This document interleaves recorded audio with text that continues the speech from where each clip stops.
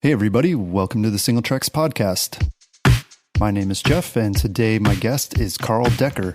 Carl is a 5-time Downeyville champion, a 3-time U.S. single speed champion, and in 2008, he won the World Single Speed Championship. He's currently part of the Giant Factory off-road team and just recently helped put on the Single Speed World Championship race held in Bend, Oregon.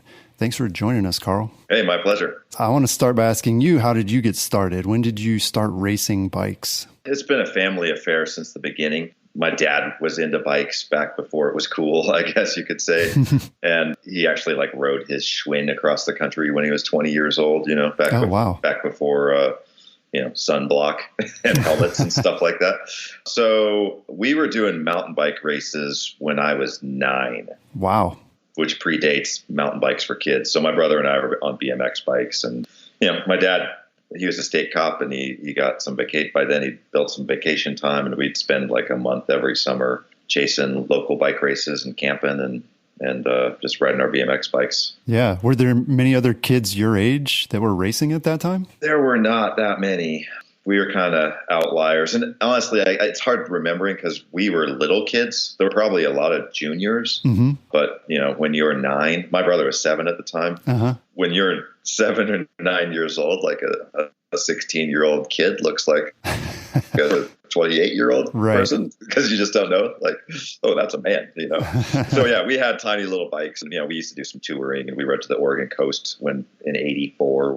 I say this, it kind of makes my parents sound like terrible, pushy little league parents, but my brother and I were just begging to do this stuff. This is what we wanted to do. And my parents went out of their way to have this experience and do this all together. It was a really neat, formative time. And that's kind of what brought me to where I'm at today. Yeah, that's really cool. So when did you finally end up going pro? So I raced mountain bikes from 84 on. My first mountain bike race was here in Bend, and it was, there wasn't a kids course. It was a 31-mile bike race. Whoa. Yeah, from Mount Bachelor down into town. And there was no single track because there was no mountain bike trails before there were mountain bikes. So I started with that, and that made me pretty fit generally compared to other kids. So I ended up running in high school and being a pretty good runner. And that allowed me to go to college mostly for free at University of Portland. Mm-hmm. So I actually stopped racing for 4 years and went to school and just ran and focused on that. Did you think you were going to be a professional runner or something? Did you have aspirations beyond just paying for school? That was my track. I would hope to do that. That was totally unlikely. There's no money in running unless you can win international marathons. Right. And win a Mercedes at New York or whatever. That was unlikely. I didn't know what I was going to do. My father was a state cop, as I said before, and he and I are very similar. We're into cars. He was actually a pursuit specialist with the police department, so he chased people around. Ooh, that sounds fun. Yeah, he drove around in Mustangs and Camaros and chased after bad guys. Cool. So I thought that was cool, and I actually ended up kind of studying criminal justice in college just because I was realistic by then that I wasn't going to be winning the New York Marathon, and I wasn't going to be a professional bike racer either, which was, that was my childhood dream for a long time. But I was realistic about, I'm just a mediocre runner at this point, and just lucky to get through college without a bunch of debt. So I got back into riding my bike after college in 97. I graduated and raced as a semi-pro for a year and then turned pro in 98, I believe. Okay, cool. And was that racing mountain bikes, or did you start out with road bikes? Okay.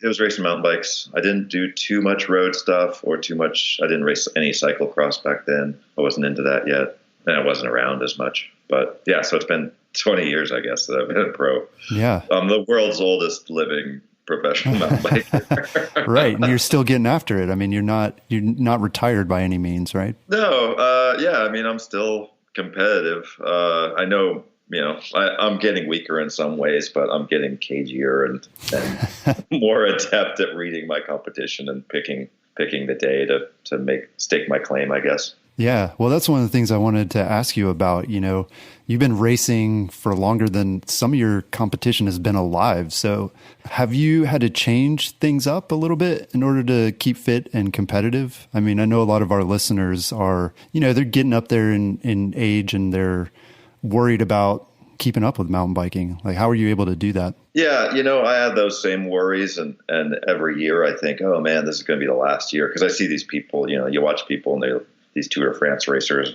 They're good when they're 28, but then they're I'm 30, I'm too old, I'm done. Yeah, every year, it gets a little harder maybe to kind of get into shape and a little more time, and you think maybe it's just not going to happen. Why is that? I mean, is it injuries, or it's just your body doesn't respond to the training like it used to? Body responds to the training okay. I think it's just what I really noticed, and especially in the last 5 years, I'd say, is just I need more and more recovery. I just can't recover. When I was a middle-aged bike racer in my 30s, in my early 30s, mid 30s, that was kind of old for being a pro racer. Yeah. But then I could do 3 hard days and then take 3 easy days and then do another 3 hard days. And now it's more 2 hard days and 7 easy days and then another hard day. I like to say that the bad part about getting old is that you need to take more rest days, but the good part about getting old is that you get to take more rest days. So I just can't work as hard as I once could. It'll just break me down, and I just can't.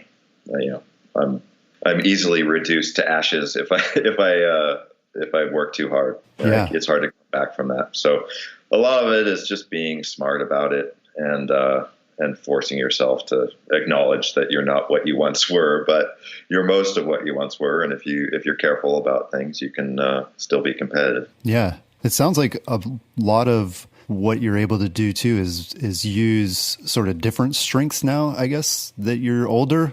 You know more about how to train, and you know more how to, for sure, how to compete and strategy and that kind of stuff. What are some of the things that you've learned over the years that have really helped you out? Well, part of it is just the way you race changes. You end up learning about how to maintain momentum, and part of that starts with having the right bike setup choice. And I've always been kind of a nerd about bike stuff, and Giants allowed me to run kind of whatever I want in general. So I can nerd out and pick, get really specific for the day and the conditions and the way I race with my equipment, mm-hmm. which is something that takes a while to know about if you're new to the sport. But as you get older in the sport, you get better and better at that. But just the way I race is totally different than it used to be. When I was fresh out of college, I was a runner. I was a pretty good bike handler, but I was a great climber, and I just hang my hopes of a good result on dominating climbs or being, in the mix on climbs, and then holding people off or whatever. And now, knowing my limits, even in a big race, I'm just not able to go over a certain threshold and recover. So it's all about letting these whippersnappers go and then using momentum, eating right and drinking right and maintaining my equipment and carrying speed through these awkward sections and intersections and clawing back to the group. And in the final moments of a race, I'm pretty good because I don't wear myself out as much as the young guys do in their attacking nature. Mm-hmm. So by the end of a 2 or 3 hour race, my sprint's as good as theirs is, and I'm as likely to win in a group type of scenario as anybody kind of. But when it comes down to just watts per kilo, there's dozens of people in my hometown that are better than me, Yeah. If it comes down to that, if it's just a trainer session, and I haven't used Zwift, but I would be a really, really bad Zwift rider, there's just, I don't have on paper, I don't have what it takes to be a professional bike racer, but there's a lot, I have all these intangibles, I guess you'd call them, where, it's running the right tire pressure and making the right move in the right space and just being tactically more savvy than most people would be, in their 20s. Yeah. And on your team, on the Giant off-road team, you have some younger guys as well. What are the things that they're coming to you for and that you're able to teach them that maybe you didn't know at that age, or even things you're surprised that they don't know? It's just a lot of that tactical stuff, thinking about bike setup and not only considering who's in the race and how you're going to manage to be competitive against them, and maybe doing weird stuff with setup that might allow you to be in contention in a race based on weather, or there's just a lot of I'm a bike nerd and I just think about stuff more than other guys. Most guys just show up and it's like, well, I trained hard and I hope to do well, and they'll just run whatever, and they don't think about it as much. And I think about it borderline too much. So it's great to have these young guys because they're super fit and they're talented. And part of it is just reining them in, okay, do you really need to show how tough you are in the first lap? Right. You've trained with a power meter enough to know that when you go over your threshold, it costs you power later and it costs you power longer than you're going to get out of this little effort. So trying to kind of teach those guys to know when to hold them and know when to fold them in terms of showing what they've got. Yeah. And that's, patience is a big thing that I've got a lot of in bike races. And sometimes it is my strongest suit is just my patience, Yeah. You talked about bike setup and kind of nerding out over the gear side of it. Do you like to run sort of custom stuff, or are you mainly just looking at things that are available, but utilizing them sort of in the smart way? Ideally, it's all stuff that's sponsor friendly, that's from your sponsors and that you don't have to do anything to. Mm-hmm. Like a case in point, one of my favorite kind of bike racing hacks was back when Adam and Craig and I were racing. We were pretty new to the Giant team and we were racing in Europe doing the World Cup series and stuff. And Michelin at the time made these green, we called them the green meanies. They were those green tires that... Yeah, I had some of those. Yeah, they made one that was a 1.6 mud tire. Like it was almost like a cyclocross tire in width. Huh. And it was absolutely useless for almost everything. But we kept them in our bags and we'd fly all over the world with them and we'd do all these races and we'd hardly ever use them. But maybe every 18 months, we'd be at a venue where it was like wet grass and off camber and not that rocky. And you'd use those tires and it was absolutely an unfair advantage. You could ride lines that nobody else could. And it brought you from mid pack to like the front of the race, Wow. My best World Cup, I was 17th, which isn't anything to write home about. But if I hadn't had those tires, I would have been in the 30s probably. It was magical. Yeah. And Adam was on the podium that day, I think. The two of us, us and another teammate, we won the World Cup team competition. And it was mostly based on those tires. And they were 26-inch little green tires that Michelin was actually selling. They shared tent space with us. Uh-huh. They were such garbage tires to most everybody in most every condition that they were selling them for $5 a piece out of our tent. Wow. And we're like, hey man, don't sell those. That's our secret weapon. Throw them away or do something. But don't be giving those to all the people that we have to try to beat on the weekend. Yeah. Put them away on the days when they're actually useful. Here's $100. Give me 20 of them. Yeah. And I'll just put them in my garage. So anyway, I have done custom stuff, cutting tires and stuff like that.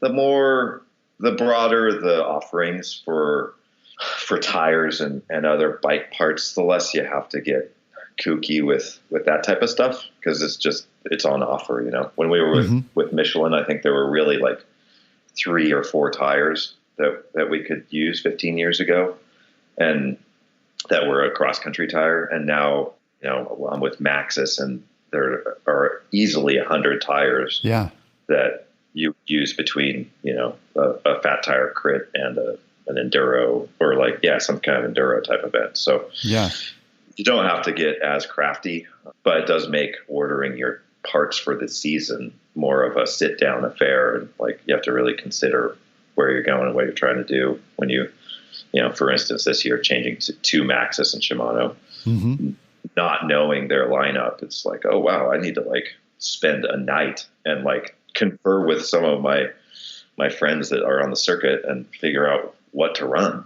Yeah. Because we're spoiled for choice. Everybody is. Well, yeah, it sounds like that's a change from many years ago. So what are some other sort of big changes you've seen in mountain bike or cross country, specifically racing, over the years? Well, the bikes have, everybody's aware of the massive changes that have happened in the last 25 years of mountain bikes. So, I mean, I was racing on toe clips for years before, Oh, wow. before the SPD came out. So, people are like, oh, tubeless tires, disc brakes, that's a massive deal. I'm like, man, try doing a mountain bike race with toe clips, Yeah. like disc brakes are nothing. Tubeless tires, I mean, they're amazing. It's like, and seat droppers, like that's a huge deal. But like, Yeah. Bikes were really, really terrible when I started racing mountain bikes, in the 80s. So that obviously has changed a lot, and it just continues to accelerate in how quickly everything changes. But the racing itself has changed a lot too, just the nature of cross-country mountain bike racing with UCI. And well, it started with the Olympics and UCI and courses changing so much. What once was just a normal you just called it a mountain bike race, now would be probably considered a marathon event. Right. And that really is kind of misleading, I think, because, what normal people do and the normal distance that people race, I don't think that a marathon event is such an outlier, Like a marathon in running, coming from a running background, like that's kind of the longest event that anybody does. That's a reasonable event. Anything after that is just gets into weird ultra stuff. Fringe. Right? Yeah. Yeah. It's totally fringy. It's like, man, that's not good for you. Like even a guy that is a good marathoner, it's like, yeah, I don't do longer stuff because that's bad for you. Yeah. Like I'm not crazy. I'm not running 100 miles. So mountain biking, calls it marathon, and these races are like 2 hours and 40 minutes long. When I was doing like Norba races in the late 90s as a neo pro, they were shooting for 2.5 hours, 2:15 for a finishing time, and it would rain, and we'd finish in close to 3 hours sometimes for just a normal event. Like, and it wasn't like, oh, that was a crazy long marathon of experience. No, it was a mountain bike race, and it rained. Yeah. So the nomenclature has changed a little bit, and that's why I think that kind of Olympic distance stuff is faltering in its popularity, especially in the United States. It's multiple laps in city parks, and it's just not the nature of how people want to enjoy riding mountain bikes. That doesn't have that frontiersman exploration type of thing where you go out for a big loop and you see the top of the mountain and you get a view and you ride down a big hill. And yeah, a lot of that's been removed, and so that's why these epic ride events are just hugely popular and everybody loves them, and that's by extension that's why the gravel movement's so popular. Yeah, there's no racing closer to my first mountain bike race experience than gravel. You're on rigid bikes with skinny tires that we were riding 195 skin wall tires with tubes in them. My gravel bike is a better mountain bike in every way than my first mountain bike was. And we're riding on the same types of surfaces, gravel roads, dirt roads, point to point, big explorational adventure type racing. And that's why that's popular too. That's something that I think people in general and maybe Western Americans in particular, they really aspire to that. Yeah. Well, yeah. I mean, you mentioned that races have changed in terms of sort of the courses and the format over the years. I mean, the reason, I guess a big part of it was to make things more spectator friendly. Do you see any sort of benefits to that? I mean, are the races getting more exposure in your opinion, or has it not really made a big difference? It's backfired. I mean, the problem is that it's a federation thing that basically all these nations need to have their Olympic path paved by courses that are similar to the Olympics. Okay. And for the Olympics, it does make a lot of sense because, you watch the Olympic mountain bike race, it's sensational. You can see the whole course. There's multiple laps. You know what to expect. And it's Red Bull TV level World Cup stuff is very similar in its look. And it is great to watch. And it's fun to race when it's so tight. It gets, it's really tactical, and it's beautiful to watch. It's aggressive and fun to race. Mm-hmm. That said, it's just not, you break that down to like a national level, and the races are pretty weak, like it's made for TV, but there's no TV cameras there. So, the UCI dictates that the courses have to be 5K long at maximum, right? And you have to have 2 pits, but you can have a 2-sided pit. So it's natural that they make a 2-sided pit to make the 2 pits, because that makes it so you have to have less staff, and it just suits everybody. Right. So that, in its essence, makes the course a peanut, right? So the course has to touch itself in the middle. Right. So you have 2.5K laps tied by a pit, and which means that at most you're going to have 1.25K climb with a descent on each end of that. So it just breaks it down to these really small servings of climbs and descents, and there's no flow. And then the courses end up, these people, they end up making the races an hour and a half target time. Sometimes it's in an hour 20 something. Mm-hmm.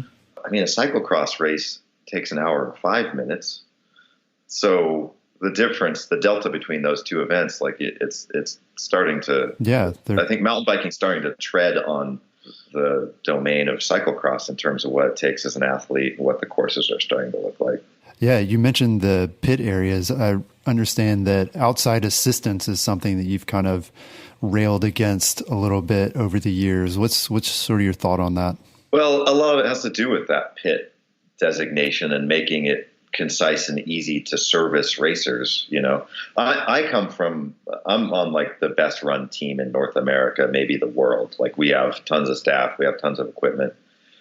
Things happen for us that don't happen for privateers, and I'm lucky in that regard. But I spent enough time as a privateer to recognize that the injustice of that. Yeah. If you show up as a journeyman racer and you just turned into a pro, like, how awful is it to come to a race where it's muddy or rocky and it's easy to flat, and like these other teams have wheels and they have all this stuff and they have multiple staff and thousands of dollars worth of gear. I mean, we go to a big race and we would have 3 staff, somebody feeding us bottles, and then a couple mechanics, and like all these wheel sets and all this crap. So to see that's a little disheartening, I would imagine. And I don't like that aspect of it, but a big part of it, I think that a mountain bike should be capable of lasting for 2 hours in a race scenario without having somebody work on it. And the UCI made this decision to make it so that a top racer, the best guy in the world, if he has a small problem, isn't relegated to the back of the pack, which is fair. That makes sense on the surface. But the problem is, what it does is it makes it more random who benefits and doesn't from a mechanical, because instead of just everybody tuning their bike to last for 2 hours, and if you mess up, you tune your bike to last for an hour, and you run, say, one of my pet peeves, tubular mountain bike tires, right? Yeah.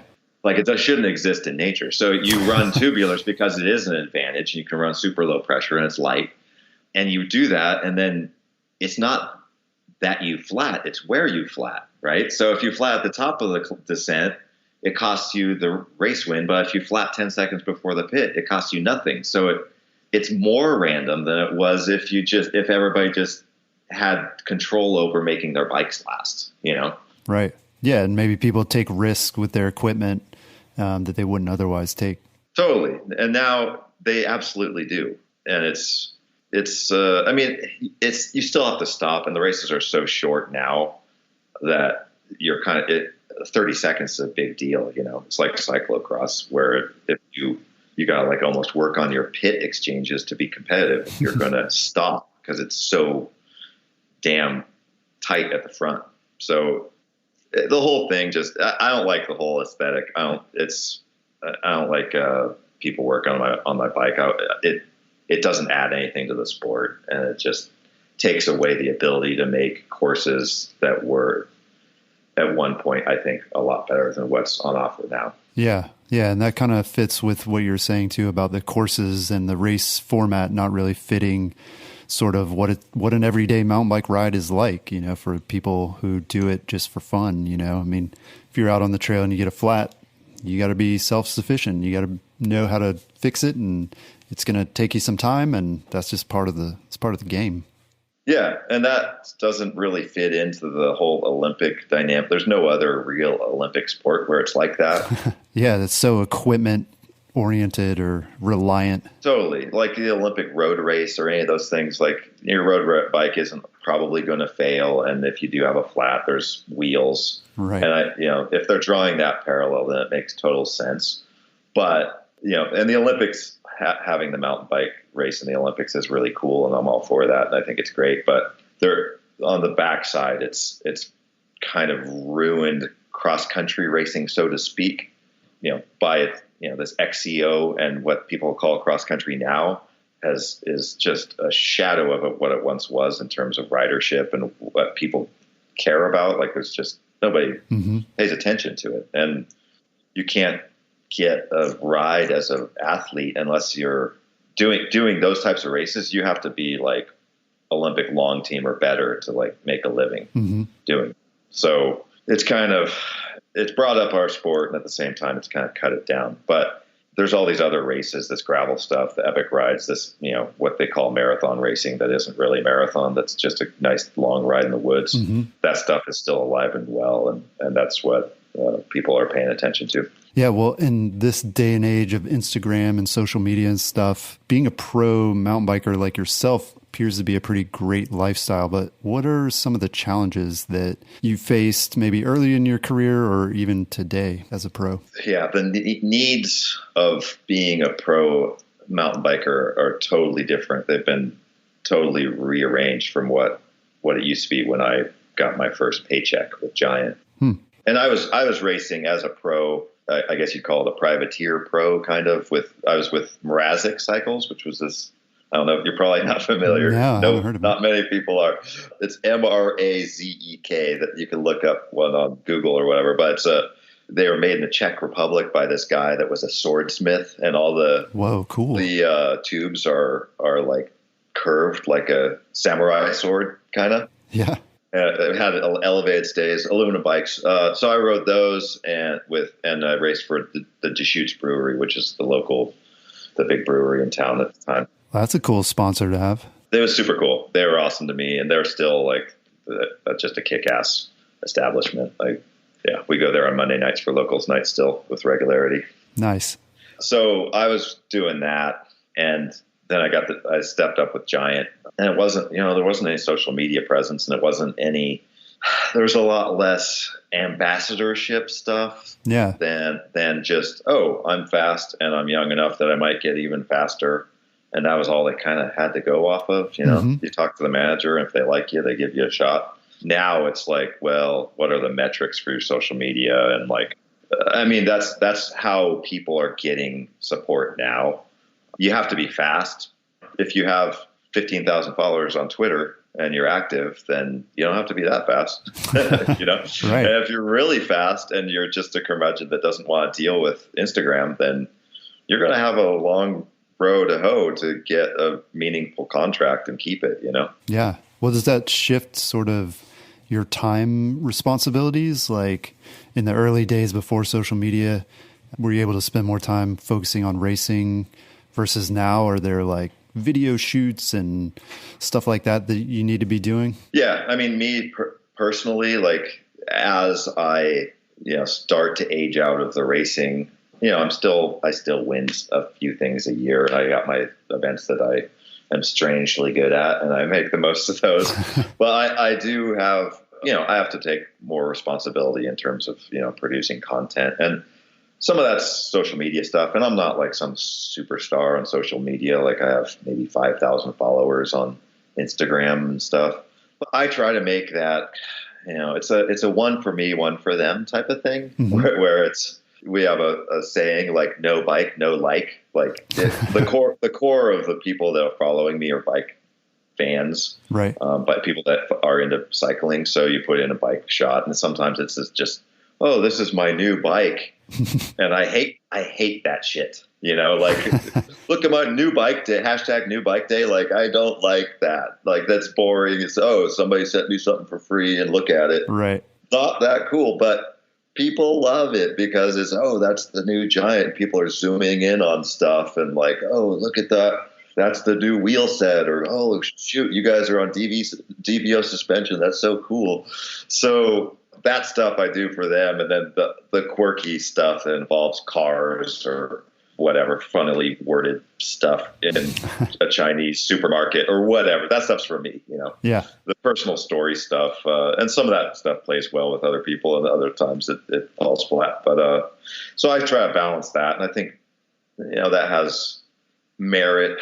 It comes off a little more real than some of the other guys. Maybe that makes me a little more grounded and approachable. But yeah, there's that, and then I have to do a lot of, you know, video stuff and you know, testing and all these other, you know, I wear a lot of hats at Giant. Right.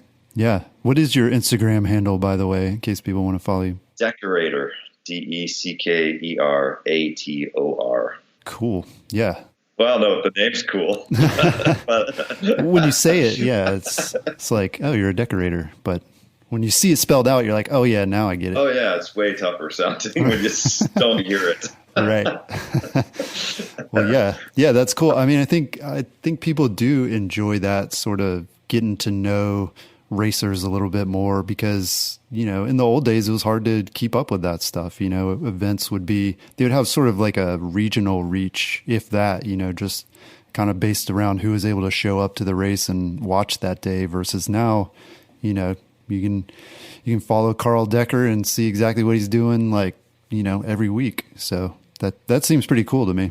Yeah, it's a little more personal. It's great because the athlete can really control which way they want to go with it. You know, if you look at some athletes and it's just strictly racing and they still have a big followership, and that's great. And then you have other people that make it more personal or funny or, you know, inspirational, and that can play well too. It just depends on who you are. So we all have this platform to like develop our own little micro brands around our personalities. And that is what makes people marketable as pro athletes these days, strangely enough, you know? Yeah. It's a weird deal. It suits me. Like I try to do a good job of it, and it gives me value within my team, but I kind of miss the days when I like the term of letting your legs do the talking. Yeah.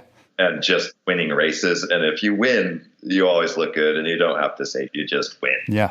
So there's beauty in that, but there's also, it's a really cool time to be alive and to be an athlete and have just a straight connection to the people that care about what you're doing. Yeah. In a way that, you know, 20 years ago, there was nothing. Yeah, cool. Well, we're going to take a break real quick, but when we come back, we're going to talk about single speed mountain biking and also enduro. Stay tuned. You can't see me, but I'm wearing an awesome Single Tracks hat right now. It's actually the reason my voice sounds so amazing. Okay, so maybe not, but you never know until you get a hat for yourself. Go to shop.singletracks.com to find Singletracks hats, t-shirts, stickers, tubular headwear, and can coolers. Shipping is free within the USA, and your purchase helps support the Singletracks podcast.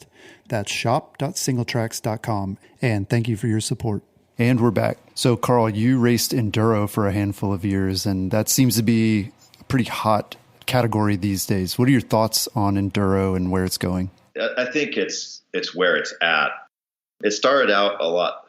It was totally unhomogenized. It was much like Super D was. I used to be pretty competitive. I won a lot of Super Ds. I was just good at kind of figuring that out. Kind of these mass start downhill races on kind of mellow trails. Yeah. So I was maybe the world's winningest Super D guy at like national level, because it wasn't really a global thing. It was kind of an American thing. Yeah. And then I transitioned into enduro when that move happened, which was kind of 6 years ago is when that kind of happened. And I was pretty competitive in enduro stuff, and I'd win stuff here and there, but it was, you know, some of them were super gnarly and some of them were super pedally, and it was kind of up to the promoter to decide what enduro meant to them. Yeah. Much as it was Super D. Some of them had Le Mans start and were mass start. Some were a time trial. So with that in mind, basically, I saw a thing happen in those first few years, those formative years of enduro, at least stateside. Basically, all of the pro downhillers or, ex-pro downhillers would bitch about the course not being gnarly. It was this strange dynamic where it was totally okay to do that because that was being, it was cool to say it's not gnarly enough. Well, the other part of the equation is like the ex-pro cross-country guy that, like Adam Craig, my teammate, who every race, if there's a pedally bit, that suits him, but it was not socially acceptable to approach the promoter and say, hey, that, could we connect these two? Could we have a little more of an uphill between these two downhills? Or let's include this flat pedaling section to give me an advantage.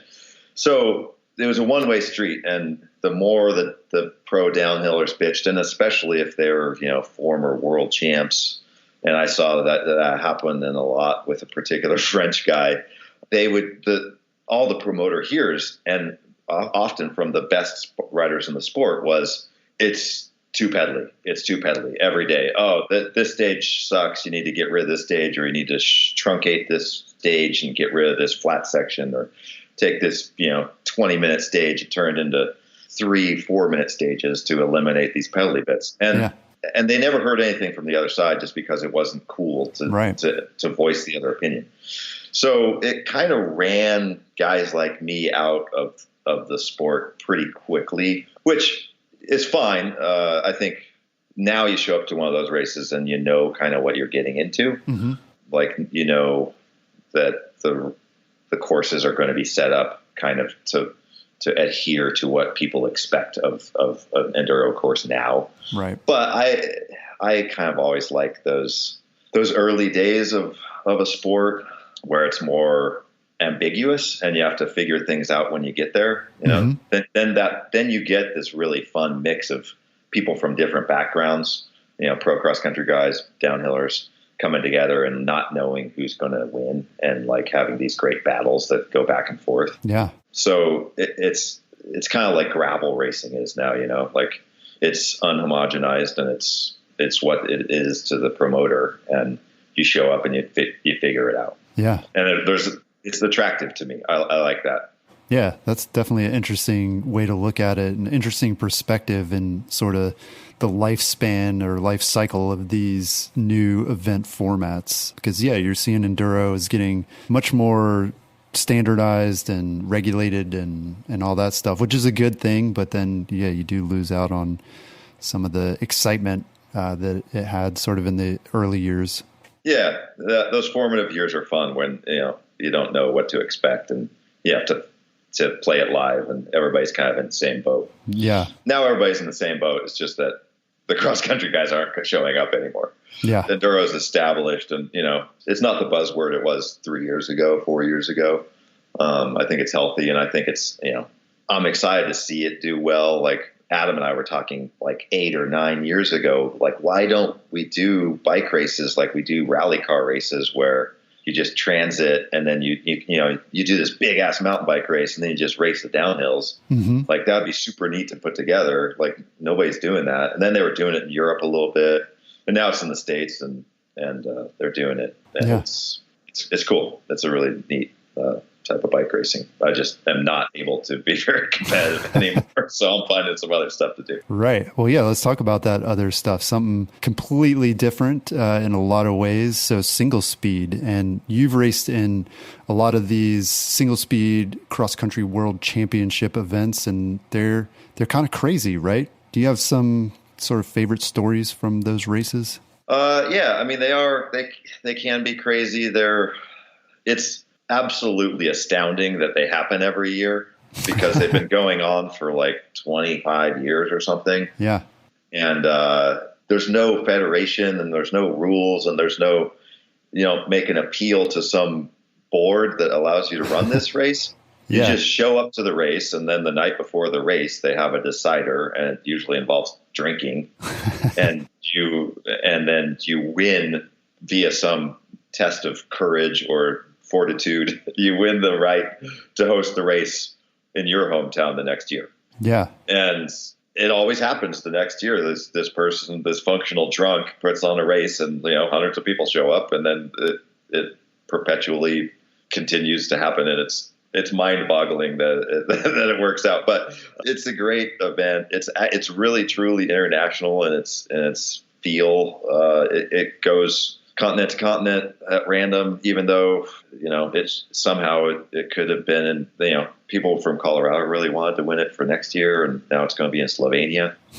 Wow. It was in New Zealand last year. 2 years before that, I was in Japan racing it. Oh, wow. And people from all over the globe. It's locally it's popular, but there's always a bunch of non-native English speakers there, and people having a good time from all over the place. And it's just weird, wacky, and sometimes wild. And I love it. It's a neat event. Yeah. Well, I mean, our single speeders, we did a podcast episode that I think we titled something like "Single Speed, is this some sort of a cult?" And I mean, it seems like that. Like when you go to these other countries for the championship, like, do you find sort of like-minded people are showing up at this? I mean, it must be really gratifying, I guess, to see like sort of this tribe that's spread all over the world. Yeah, it's really weird that it's this way, but like there's a certain type of person that's into single speeds, and it's counterculture, and there's that whole non-corporate feel to it. I work for the biggest bike corporation in the world, so that's not what brings me to it.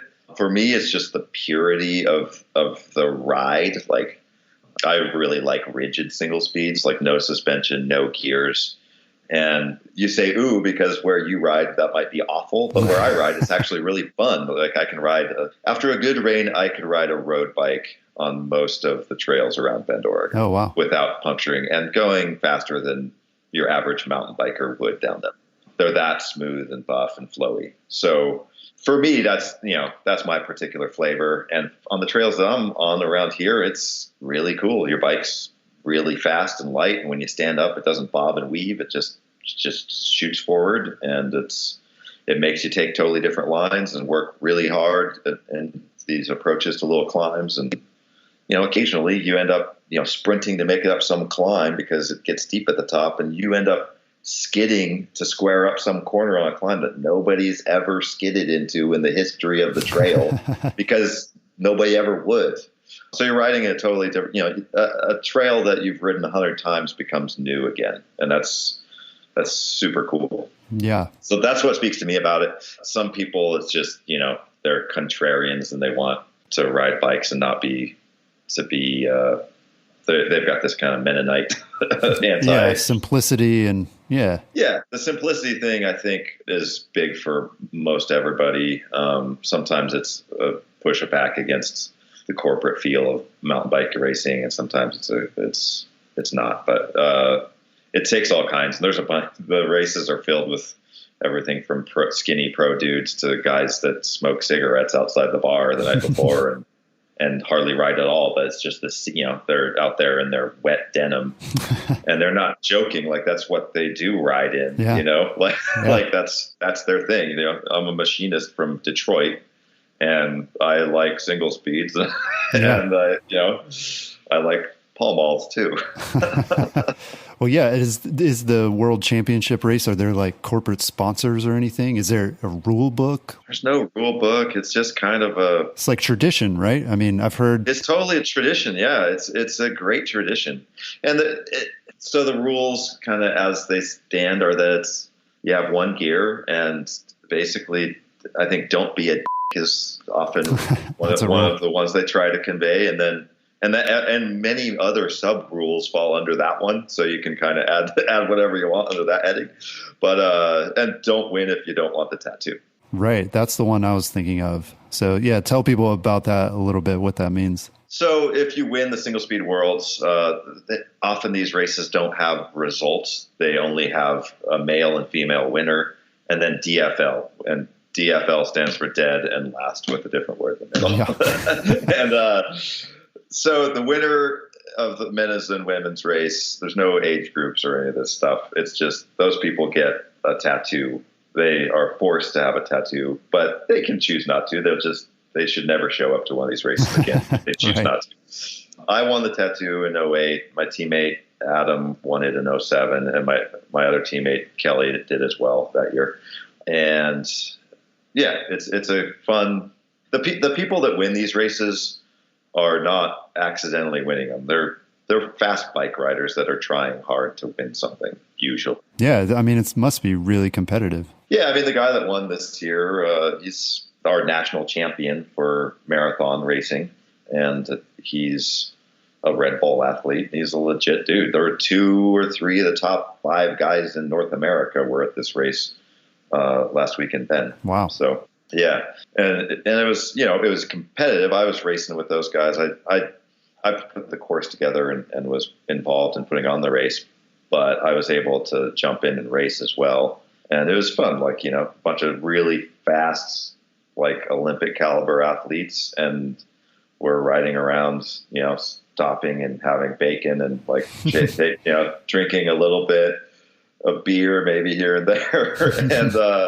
and like, kind of, the people that want to win are trying to get out of there, and the people that are like just trying to, have a good time are like imposing kind of pressure to stay there and relax. So at these speed zones. So it was a funny day and a great, great vibe. And what's neat about the single speed thing is that people put their expectations away and they just enjoy the event. There's very little complaining about anything, because that's just not in the scope of what single speeding is. Like, right. People are really looked down on for having bad things to say about whatever. It's just like, deal with it. The single speed world is going to be, the guy that. Yeah. You're used to suffering, and nothing's really going to bother you all that much. Right. It's just be cool. That's kind of what single speed racing is, right? Yeah. We put on a very legitimate race relative to some of them. I mean, the course was pretty well marked, and there was good aid stations and all that stuff. But we didn't put out the course profile, or we didn't put out the course map GPS file until midnight the night before. Oh, wow. Just so that, so people weren't practicing. So they'd, go hang out at the bar and do the other little, we had concerts and all sorts of other fun events planned for the late week. So we wanted people to not be out there practicing, and to just kind of enjoy riding other trails around town or whatever. Yeah. Yeah. It sounds like you were really instrumental in putting on the event and organizing and stuff in your hometown of Bend, Oregon.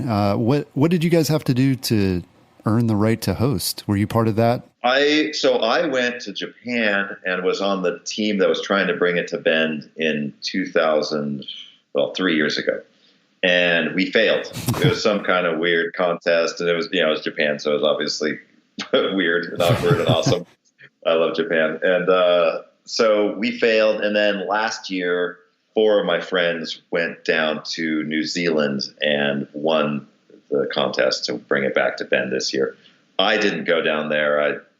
It conflicted with something else, but they went down there, and it came down to like some weird eating contest stuff. And the girl that went down there with them was amazeballs at eating weird stuff. Like, here's a giant uncooked fish eye. Like, eat this. And like all these other like tough guys were like throwing up in their mouths and like having to like tap out. And she was just like wolfing down all this these putrid like Maori delicacies. Wow. That's what determines whether you're fit to host single speed worlds. That sounds like a lot of fun.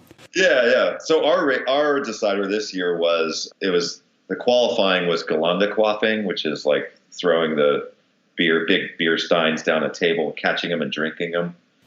And it's like a team event. Mm-hmm. And then the 2 finalists had 1 hour to build boats from 3 bike boxes and 3 duct tape rolls. And then there was a boat race out around this island in the river. Oh, wow. It's floodlights. It's like 10 o'clock at night, freezing cold. And yeah, I learned something about how to build a boat by watching Durango fail miserably at that. But it was a neat event. Yeah. Next year will be shocked. I'll be shocked when it all works out and they have a great event next year. Yeah, that's crazy. So we mentioned a couple times, you talked about driving cars and rally car stuff. So tell us a little bit about that. If you could race sort of your dream car, what would it be?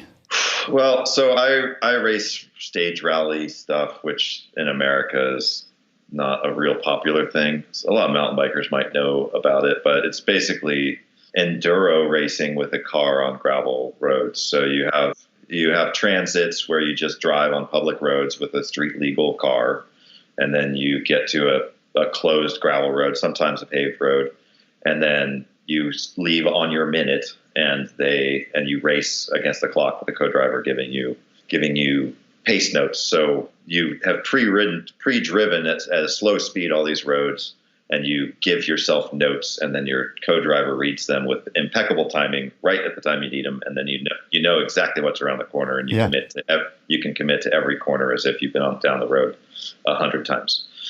So it's super fun and awesome and dangerous and scary, and it's really, really expensive. Yeah, as car racing tends to be. Yeah, it's one of those things. So we did, let's see, in 2010 we did the whole national series, or most of it. Whoa. For rally racing.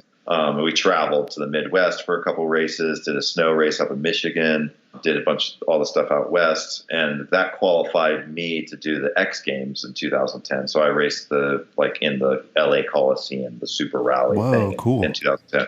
It was super cool. Probably the coolest day of my life. It was just amazing deal to be lining up with these heroes of the sport and racing door to door with tens of thousands of people watching there, and then it's live on TV, and people from bars and stuff are sending me texts. I just saw you on TV. The car, we'd soup the car up, and it was amazing and just scary fast, and that was super, super cool. But at the same time, since then, I've kind of retracted from racing rally just because I put a lot of time and money and energy into it that year, and I had a great time, and that was money well spent, but diminishing returns what they are. The second ice cream cone isn't worth what the first ice cream cone is. Yeah. And it's the same cost and the same risk of life and limb. So I haven't been doing too much of it. The car is in the garage and it's running. It's just I needed to make some changes to it to make it more competitive and safer.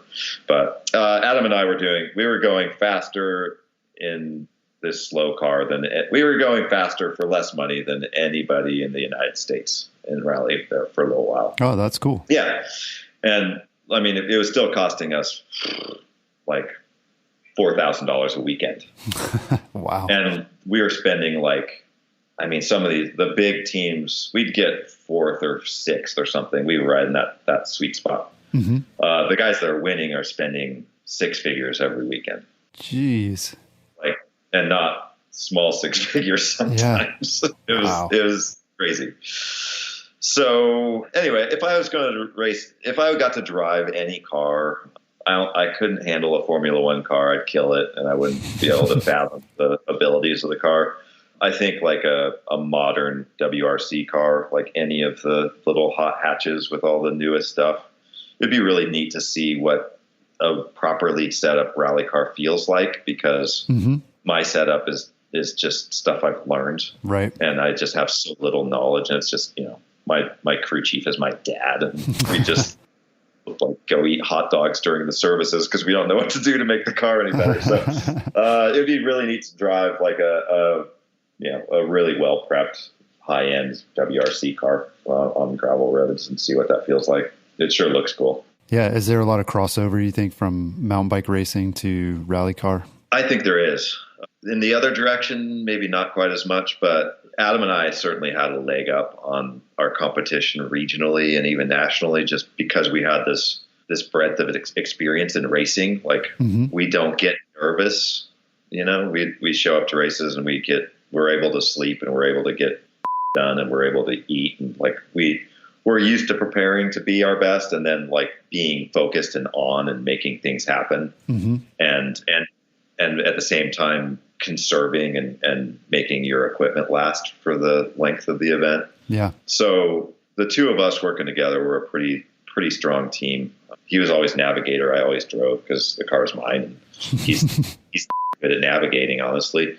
So, it was I think it helped that we were mountain bikers when we got into rally racing for sure in a lot of ways. And I don't think it works the other way though. Being a rally driver doesn't make you into a real competitive mountain bike rider. There's a lot of other stuff that goes into that. Yeah, that makes sense. Well, Carl, thanks for taking the time to talk with us. This has been really fun, and I think I've learned a lot. Hopefully our listeners have as well, so thank you. Hey, my pleasure. Anytime. Good talking with you. So you can keep up with the Single Tracks podcast by following us on Facebook or in your podcast app. That's all we've got this week. We'll talk to you again next week. Peace.